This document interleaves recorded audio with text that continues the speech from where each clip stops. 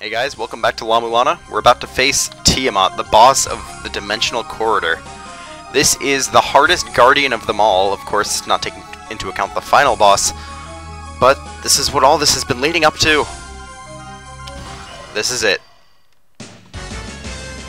Starting off the fight with Tiamat, we're going to open up into the third dimension, ironically, and I'm going to get out my shield really quick, and oh my god.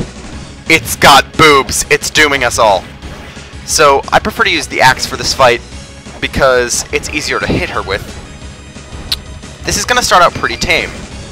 There's not a lot going on, and it's just got a few attacks. The lasers from above that can be dodged easily, and then this rolling thing. Tumbleweed. After you hit her enough times, she'll go into the second phase, which she gets angrier. So, during the second phase, she not only gets a few more attacks, in addition to the lasers, she'll get more lasers and also this thing. But then she'll lift up both her hands, and then that happens, which an infinity symbol will appear, and she'll shoot lasers in all directions, which can be pretty annoying to avoid. This is one of her most devastating attacks. She'll go into the background, and then use a giant tidal wave, which does a ton of damage, as you can see right there.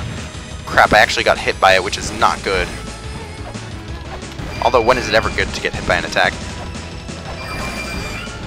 Which means that's her most devastating attack for now, but it gets worse. Ah, come on.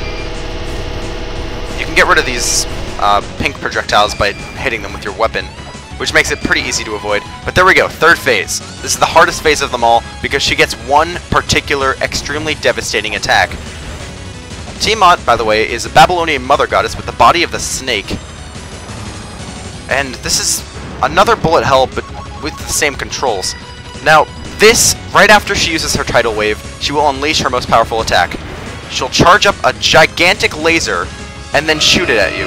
What you want to do is get out your caltrops, use them to damage yourself, so you don't get damaged by the laser. I believe the laser does about 100-something damage, so it's really just devastating. You want to avoid it at all costs. And the caltrops are the best way to do that. This is like one of the only uses of the caltrops in the entire game. Alright, so she's going to do the tidal wave attack, and then when she does this, you want to get under one of those platforms. Race back to the center so you can hit her a couple times before she does the laser again. Oh! Got her before she did it. There we go, we've beaten Tiamat, which means we've beaten every single Guardian in the entire game. But the adventure continues.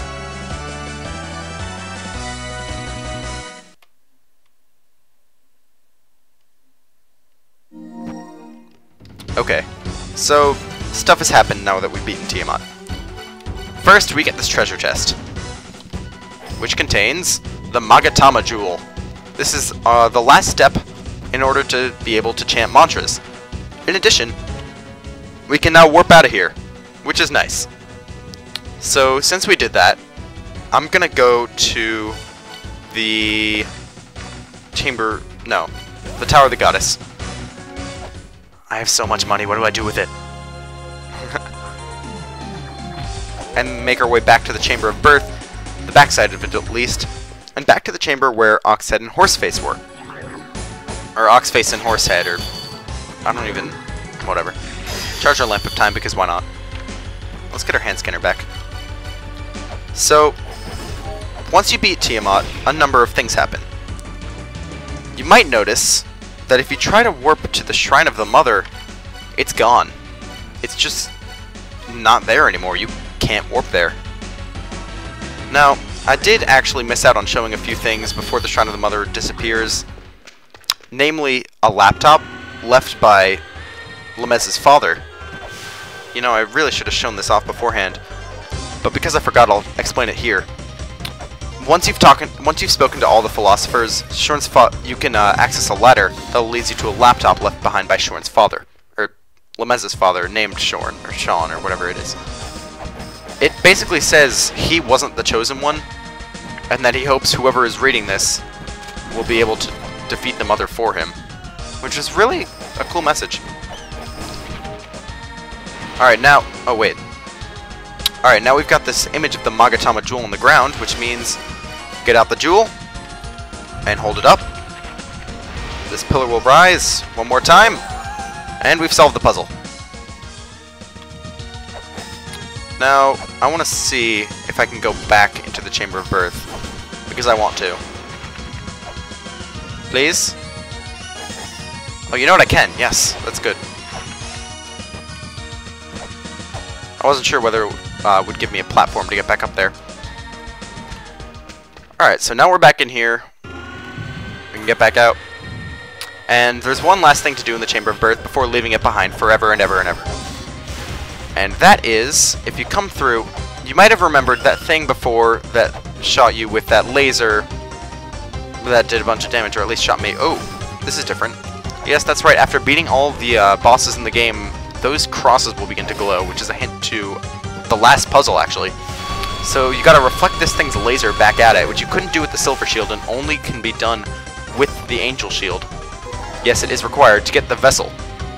Now what the vessel will do is something else. For now, we want to go back to the Chamber of Extinction. So since we used the Magatama Jewel at that specific area, it'll light up something else. Oh, shut up! Now, in the room called Mural Depicting the Power of Words, this one, Mural Depicting the Power of Words, this will light up. Which means now, go to Software and activate Torude again.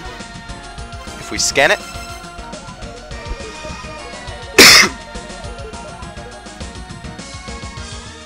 we get the only required use of Torude.exe in the game, which is getting mantra.exe. This will allow us to say the mantras. Use this to recall mantras via the pillar. So far we only have Birth, Death, and Marduk. But now, which means it's time to go to the Tower of the Goddess. Because now that we can say mantras, we need to go back to those seductress people. Yeah, I know that sounds weird. Which means we need to go through here to get to the Tower of Ruin. And now you might have gotten an idea of what I mean when I say that this area is kind of used as a hub, because we can come here to get to the top portions of the Gate of Illusion, to the Graveyard of the Giants, and to the Tower of Ruin, also to the bottom part of the Chamber of Birth. So we come down here, back to where the Chamber of Birth is, or the Tower of Ruin, that is, sorry, and climb up here. Now, this statue was revealed when we used the Lamp of Time on those invisible moving bug things, and then activated that pedestal. But now, we get to use some mantras. I'm gonna go ahead and select Death, because this woman is a seductress and she must die! Death! So we kill her. We murder her in the face. We also murder this one because she tried to seduce me, and Lameza isn't into that, yo. These can live. They have my permission to survive. Anti-Bane. There we go. So now that we've done all that, you want to have that exact combination, Death on the 2 on the right, and then Birth on the 1 on the left, which will make this statue over here start giving off medicine. And now that we have the vessel, we can collect that medicine. Medicine of the mind. This is the medicine you want. If it's any other type of medicine, then it's not going to work. For what, you may ask? Well, that's a story for later. For now, I've got one last thing to show off. Come on, back. And that is if you go to the surface, the music is different. And we broke Elder Zelpud. He is broken. This is the only thing he will say for the entire rest of the game. The wind sure is howling today. The wind sure is howling today. The wind sure is howling today. Shut up! Yeah, he's not going to give you any more tips. It's really a shame.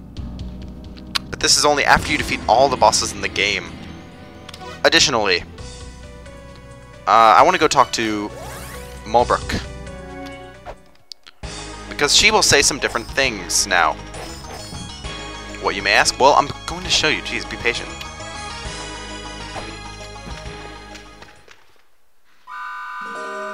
Yeah, it is. Roll here may soon come to an end. What? Your father. An exceptional tailor. Huh, cloth, I get it, he's a tailor. Okay. Failed to become a philosopher. You may think clothing that could possibly become a treasure? Cool, sounds great. Alright. Clothes fit her perfectly? Alright, that's cool.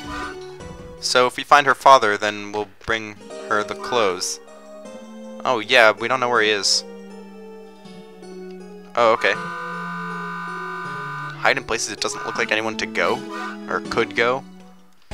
Yeah, that's important for later. Just don't worry about that for now.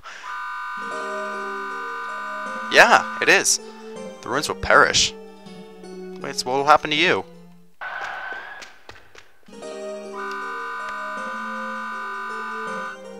Aww. Well, Brooke. Sure, let's come save Mulbrook when the ruins fall apart. I'm sure that's totally what I'll do. Alright, so that's interesting.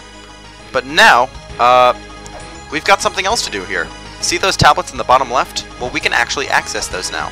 Back where we got the talisman before, the regular talisman, not the Mulana talisman, we could head through the wall. I chose not to, but we could. Just letting you know. And this will wrap us back around. Now I want to read all these. I don't want to medicine them. They're not sick. The corridor, the entrance to the Never-Ending Corridor. We found that one. That was Marduk or whatever it was. So we already found that one. I'm not going to write it down. The foot of the twins at the tip of the feet that connect the two. Alright. Path leading outside at the side of Hell's Gatekeeper. Okay. Ooh, that's important. It says the order in which you have to do them. Basically backwards. Starting with Tiamat, ending at Amphisbaena. Inside the giant, she who stands in the land of Inferno. The mantra is below the goddess, at the foot of the goddess standing inside the collapsed tower. Atop the 5 mysterious floors. The sign of courage. Alright, interesting.